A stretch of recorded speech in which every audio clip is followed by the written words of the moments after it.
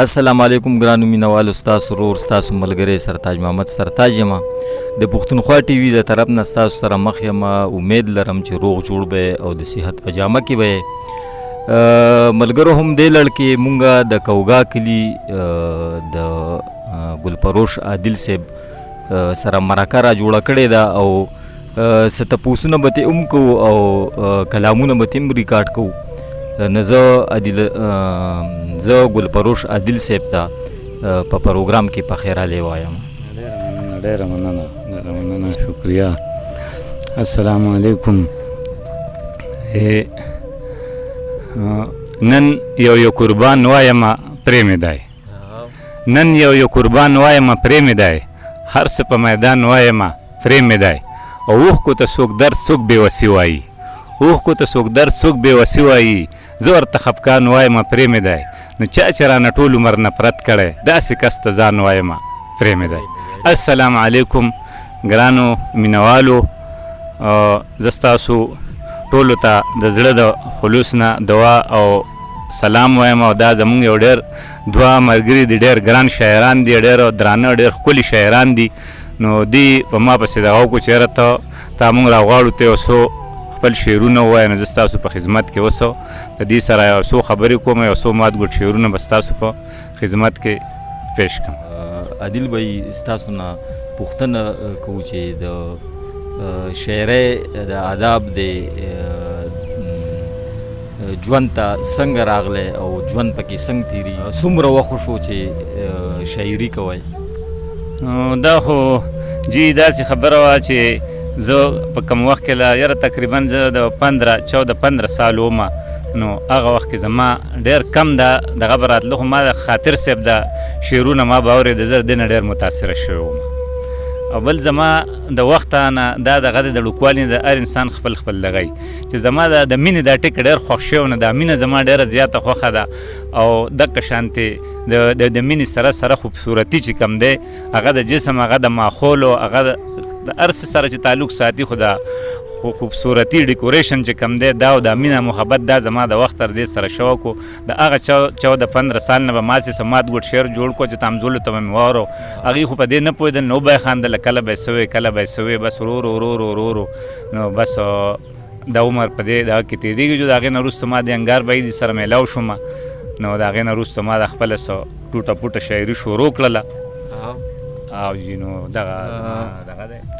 عادل بھائی، ستاسو د کومو ټولنو سره ناستې شوې دي، یا اوس شته یا نشته؟ کتاب چاپ کومه یا داسې څه رسالې له یا سلمو خپل کلام ورکړی دی یا نه دی ورکړی؟ یاره جی داسې خبره ده چې مونږ خو د پښتو مندن ادبي ټولنه وه چې دا انګار صاحب د راسره پکې ومو. تقریبا د نن نه 5-6 کاله مخکې مونږ داسې یو پروګرام جوړ کړی و، خو هغه بیا ختم شو. هغې کې به مونږ تنقیبي غونډې هم کولې او هغې کې بس مونږ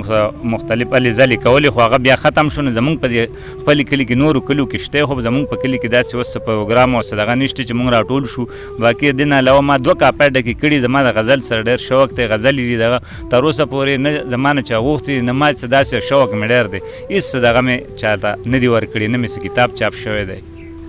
الله دې وکړي چې ستاسو کتاب هم چاپ شي او تاسو مخ په وړاندې هم لاړ شئ چې ټول مینوال، ټول خیبر پښتونخوا والا ملګري تاسو واوري، تاسو وګوري. عادل بھائی، په غزل مو ډېر کار کړی دی او غزلې مو ډېرې لیکلي دي، نو مینوالو سره به غزلې شریکوئ انشاءالله. وایي ویښته مې هم سپین نه او ځوان مخ اوس نه یم، ویښته مې هم سپین نه او ځوان مخ اوس نه یم، په ډېرو ښکلو ګرانو ما خو اوس نه یم.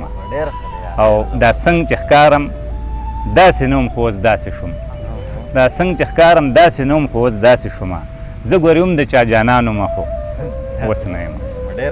او جی د دې نه خو دا یو دغه دی، غزلې خو ډېرې دي، خو دا یو غزل به زه ستاسو په خدمت کې پیش کړم. وایي د مرګ وروسته کو دلبر راشي نو څه پې کوي، د مرګ نه وروسته کو دلبر راشي نو څه پې کوي، ړوند لکو قبر ته نظر راشي نو څه پې کوي.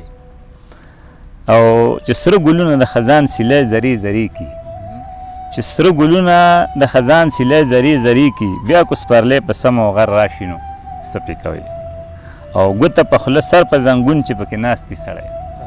انګار صاحب ګوته په خوله سر په زنګون چې پکې ناست دي سړی که په چا داسې مازدیګر راشي نو څه پې کوئ او چې مې د غم استازي وګرځي کوڅه په کوڅه سرتاج بای وی چې مې د غم استازي وګرځي کوڅه په کوڅه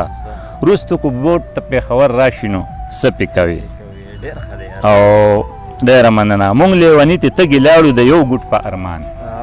مونږ لیوني ته تږي لاړو د یو ګوټ په ارمان کومه کدې ته سمندر راشي نو څه پې کوئ ډېره مهرباني ډېره مهرباني مونږ لیوني ته تږي لاړو د یو ګوټ په ارمان مونږ لیوني ته تږي لاړو د یو ګوټ په ارمان کومه کدې ته سمندر راشي نو څه پې کوئ چې په ژوندون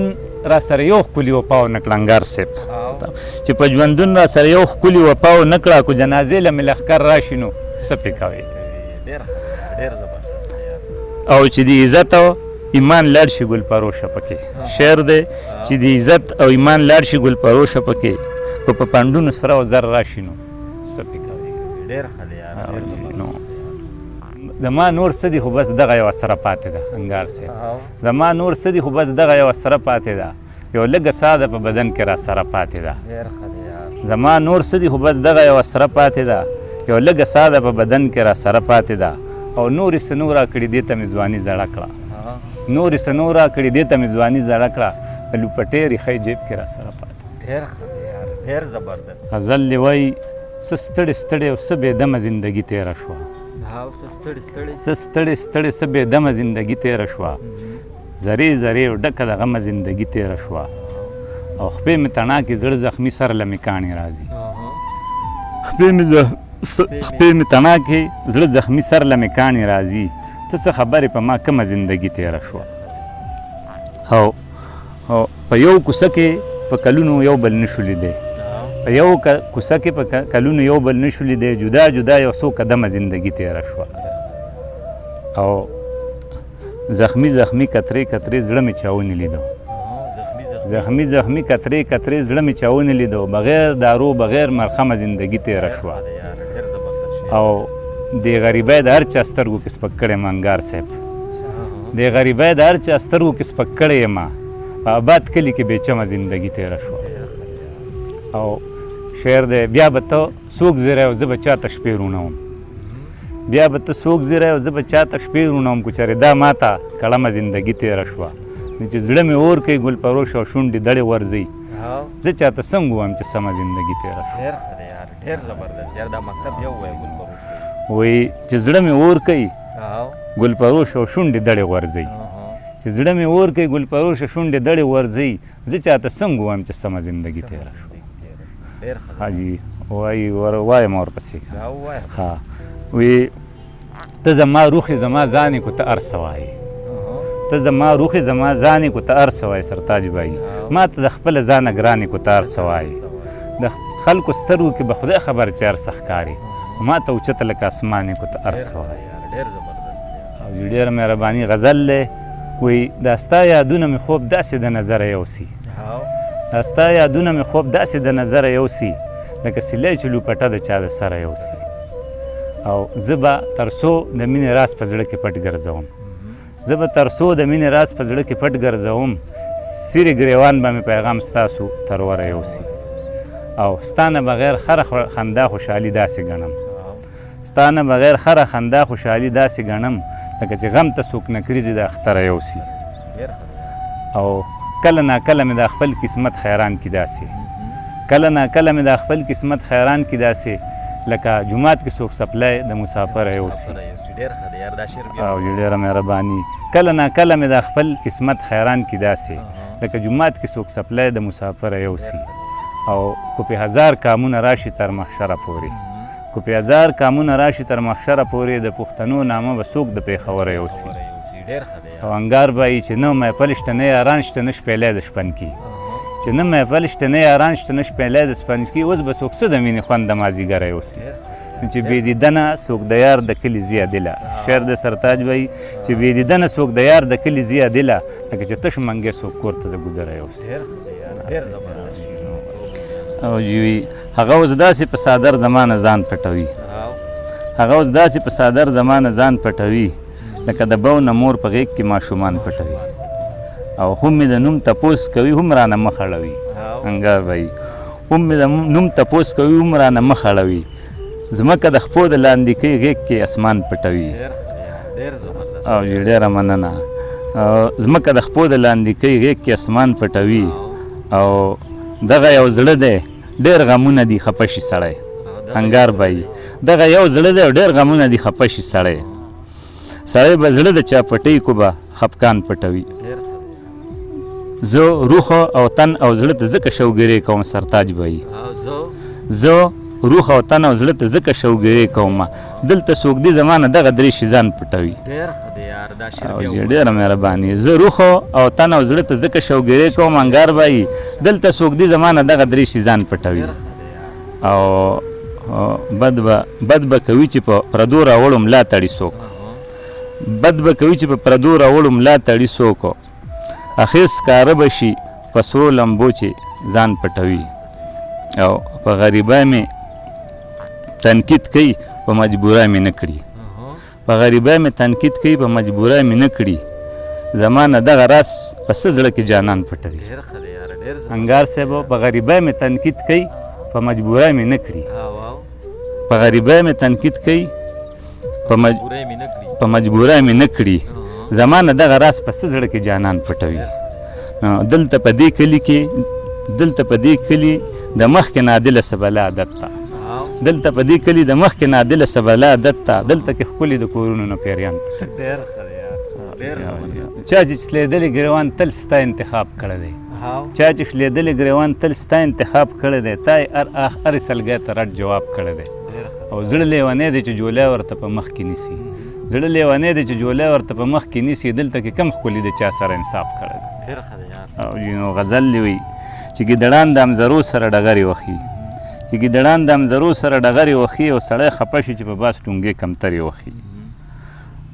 او چې به د یو د بل کوڅو کې خیراتونه غوښتل انګار صاحب چې به د یو د بل کوڅو کې خیراتونه غوښتل نن هغه خلک په ټوډیانو کې چکرې وخي او سرتاج به خپل نصیب دی ګنې مونږ د چا نه کم خو نه یو خپل نصیب دی ګنې مونږ د چا نه کم خو نه یو بخت چې کوټه شي سړی ایس بېسه ټکرې وخي زه پې نالت وایم چې دا نوره دنیا هر څه وایي زه پې نالت وایم چې دا نوره دنیا هر څه وایي چې بېګناه څوک ماشومان او یا تورسرې وخي نو انګار صاحب وي د مینې خوند پتنګه دله د ډیوو نه وړی د مینې خوند پتنګه دله د ډیوو نه وړی اوس ګنګوټان د شپې بلفونو ته وزرې وه السلام علیکم جی ډېره مهرباني ملګرو دا و ګلفروش عادل چې یو ډېر خوږ ژبې او ښه شاعر دی نو صرف دغه پوښتنه دې کوو چې ګلفروش به یې تاسو مینوالو ته او پښتونخوا والو ټولو ملګرو ته څه پیغام ورکول غواړئ جی ډېر مزه په اخره کې به دا ووایم د اجازت ته غوښتو نه مخکې وایي زه خو دا وایم ورو چې مینه جوړه کړئ مینه وکړئ مینه کې پاتې شئ بس مینه جوړه کړئ مینه وکړئ او مینه کې پاتې شئ بس مینه غواړم ډېر ښه یار لکه بس ټوله مینه ډېر ښه یار ګرانو مینوالو دا و زموږ ملګری ګلفروش عادل او تر بلې ویډیو پورې اجازت اخلم روغ جوړ او خوشحاله او آباد اوسئ. السلام علیکم.